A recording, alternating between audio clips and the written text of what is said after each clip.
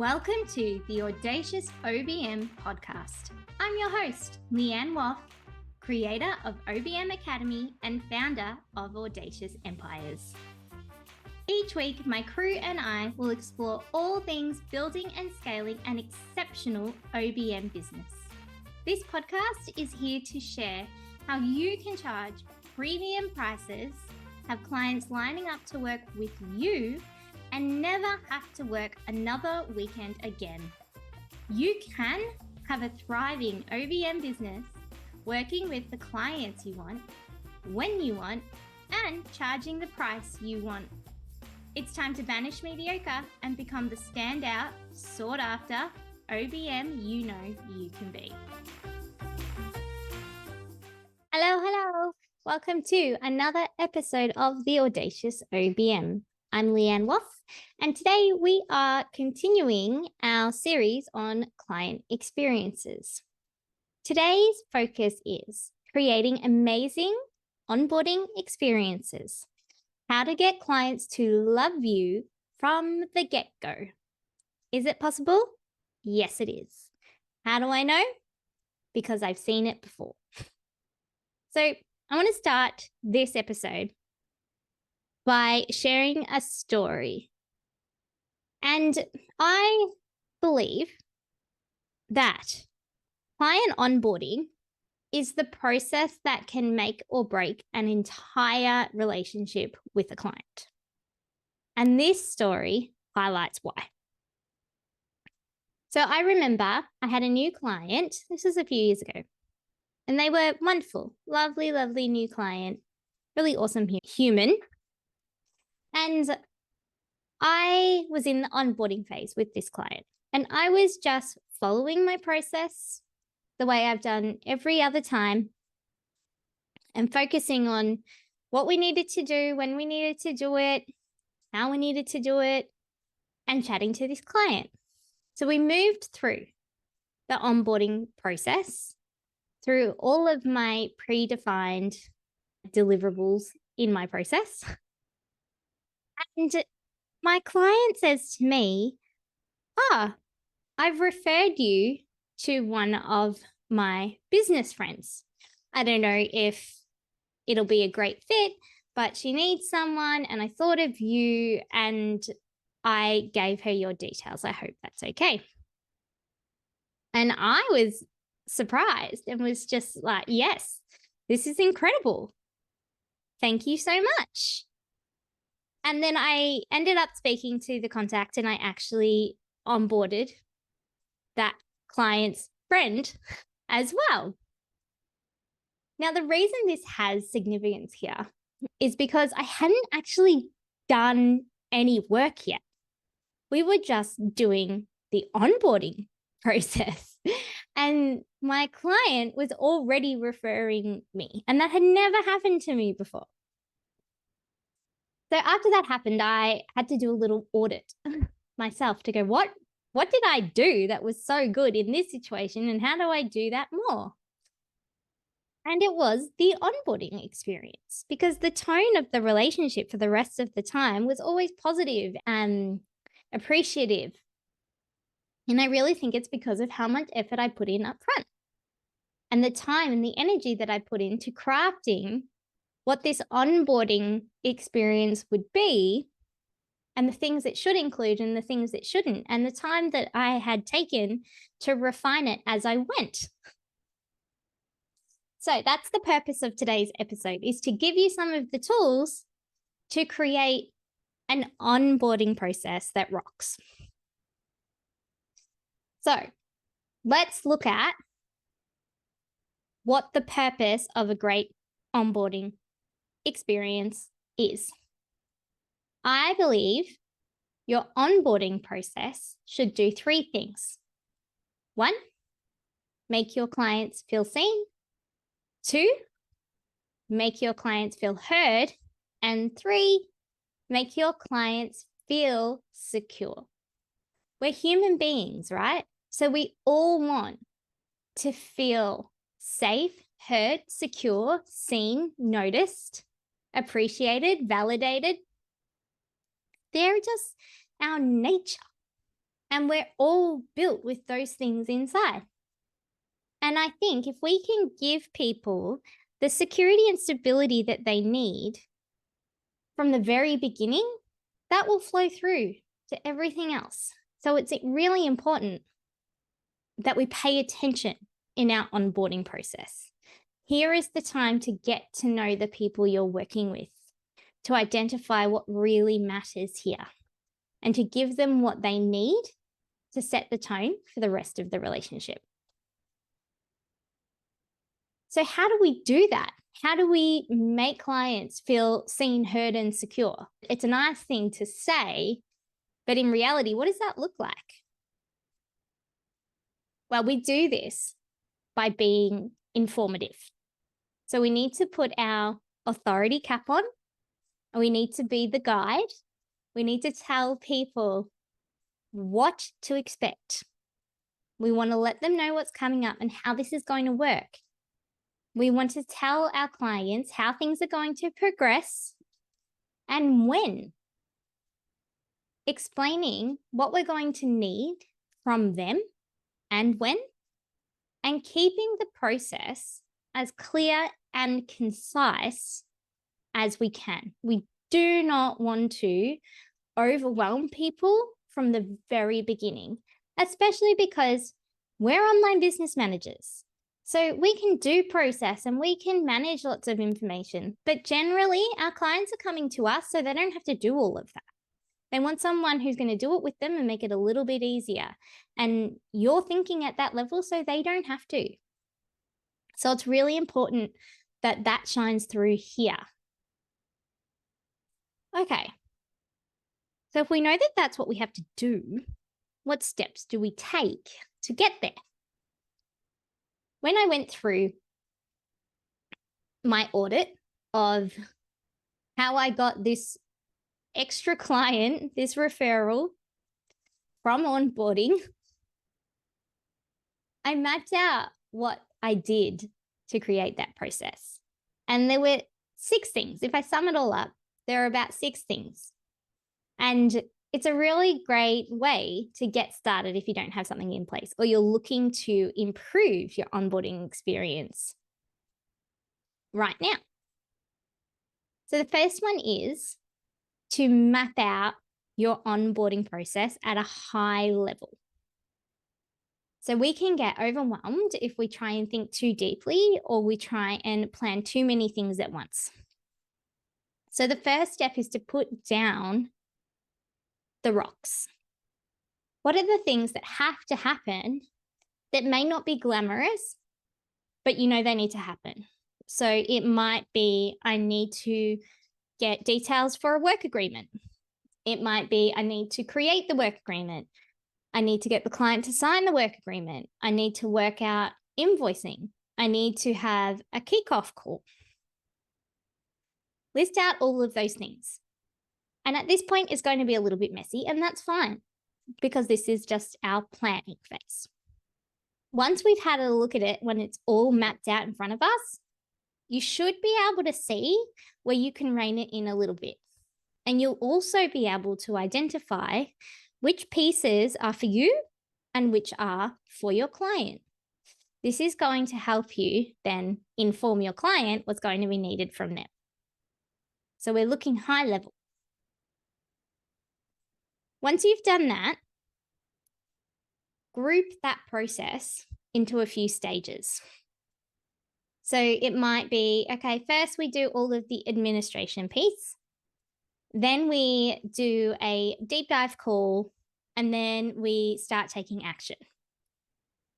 Once you've done that, because it's a lot clearer now, right? There's only 3 things your client needs to see that's happening, and that's easy to consume. And they're easy to understand what those things are because they're general things. Don't forget that onboarding isn't a really strange, unfamiliar process no one follows. We do onboarding in our lives on a regular basis. It's just called all different things. So we want to give them things that they can relate to and connect to. Once we've done that, we want to turn those stages, those groups in your process into a marketing tool. So a really great way when you're onboarding is to do the pre-onboarding in your marketing. And so if you start talking about, hey guys, I'm an OBM. I work with rockstar empire builders. And when I get a new lead in, this is what it looks like. We go through 3 main phases. The first one is to sort out all the admin, get our contracts in place so everybody is covered legally and we don't have to think about that anymore. Then we create a plan through a deep dive call and we get to know all the ins and outs of our client's business. We get to know each other a little bit better and we set some goals so that we can always be headed in a strategic, purposeful direction. And then this is the best bit. This is when the magic happens. We start getting things done. See how now it's a marketing pitch, but if someone hears that and then they come to work with you, they already know a little bit about what to expect and they're excited. It doesn't feel scary. It doesn't feel intimidating. You've already told them, and that's before they've even contacted you. So we want to build it in and use it as a marketing tool. The third thing is to put your onboarding process on your sales page. So you can do it in 3 chunks like that. You can get down into a little bit more detail. You can turn it into a story. But the idea here is to show a visual kind of map, something people can see, and it's another way that they can feel secure. It's another way to cement, this is what's going to happen. This is what I can expect. It's not scary. It's easy. 3 quick steps and we're in. That feels great. And it's a simple way to do it. It just takes a little bit of thought in how you want to articulate or how you want to phrase that process. And don't overthink it. Sometimes simple is all you need. The biggest objective here is to make sure it's clear and understandable because we want to make it feel easy. And complex never feels easy. So once you've done your process map or your 3 stages or your story, put it on your sales page because again, you're using it to help nurture those leads in your marketing. The 4th thing I did is I created minimal onboarding documents. I found that when I first was an OBM, I had all these different forms or all these different things that needed to be done. I had a work agreement. I had a client onboarding form. I had an email that went out to get different information from the client. I had a list of tools I was going to need access to. And I just found that it was a lot. Each of the pieces were necessary, but to be getting 4 different emails or 5 different emails with all these different things that you have to do, it is overwhelming and it is confusing. And I didn't like it. I never had a client complain about it, but I didn't like it. It felt messy for me. And that is not the kind of experience I wanted to deliver. So I looked at each of these pieces and I looked at the purpose of them. And then I looked at my process map of when things happen and why to see what could be consolidated, what could happen maybe a bit later or in a different way. And I recreated it. And I tell you now, I ended up with a client onboarding like deep dive form. And it takes my clients at least an hour to complete it. And I tell them that up front. And because I've told them they expect it to take that long, the feedback I get from that form is amazing. Every time it is, oh, that form made me really think. I had to really think. And then I thought, well, why aren't I doing this? And maybe I do need to do this because my time and energy has gone into that form. And I ask specific things to get my clients thinking so they can get results at the same time as giving me all that information that I needed. And so that's become a really successful thing. Even though it seems like, oh, but I could have had 5 little things or one big thing. It's a lot of time to invest in filling in a form. I have all these stories in my head of why it could be a bad idea, but it has worked really well. And it means that then there's less admin for me, less admin for them, and it flows really well. All right, number 5. Once you've done all of those things, so we're using our process in our marketing, we're sharing our process as a visual on our sales page, we've streamlined our collection of information, and we're looking at our high-level map of what our onboarding process is. Now, we want to consider what opportunities we might have missed. So if we're looking at this process and we see, we do these 3 things, and then there is a gap for 60 days. Yes, I'm being highly exaggerative. There's a gap for 60 days. That probably doesn't feel very good. What can we do to pull that 60 days forward? Can we take something out from later and bring it forward a little bit? What makes sense for this to flow a little bit better? What things can I be saying at a different time? What could we be doing in a different way? How can we make our client feel really great? And part of it is the surprise and delight piece. Is we want to factor in not only the process and those practical things that need to happen, but things that we put in purely to help our client and to make them feel valued and valuable. And so for me, when I'm doing this and I'm looking at my own processes, I think about where along the onboarding journey we are, what my clients might be thinking, feeling, and based on the service, what it is that might help them in their journey. And then once we've highlighted all our gaps, considered our missed opportunities, created a plan to maybe fill some of those opportunities, the final thing we need to do is review our communication. Now, this is a big one. Communication is something that I think goes wrong a lot of the time just because it's not thought out well enough.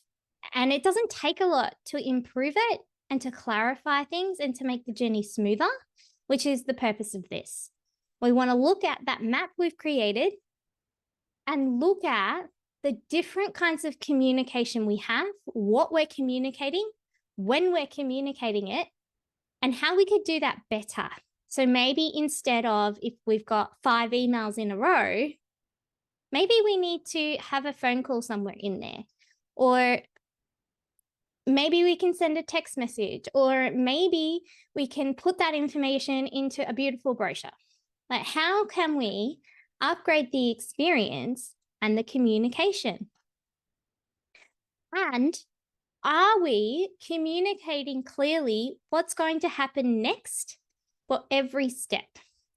You are never going to go wrong by giving your client a heads up about what's coming. So great, thanks so much for sending me this. I'll be in touch in 3 days so that we can book in our call where we're going to go through all of our goals and objectives, and then we're going to get started. So it is just about reminding them and keeping them up to date so that they don't have to try and remember everything, or they don't have to dig through their email to work out what's going on and what happens next. When if you can pre-plan it, it'll be quite easy for you.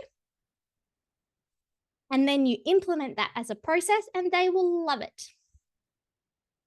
Let me know if this has helped you with your onboarding process. And I would be really, really interested to hear how you go when you're reviewing it all. Have you found some gaps? Has it given you a different perspective? You can find me on Instagram at Leanne Woff, on Facebook, on LinkedIn. But yeah, connect, say hi. Let me know how you're going. I would love to know. Next week, we will be back and we will be talking about creating an amazing client service delivery experience. Speak to you then. Bye.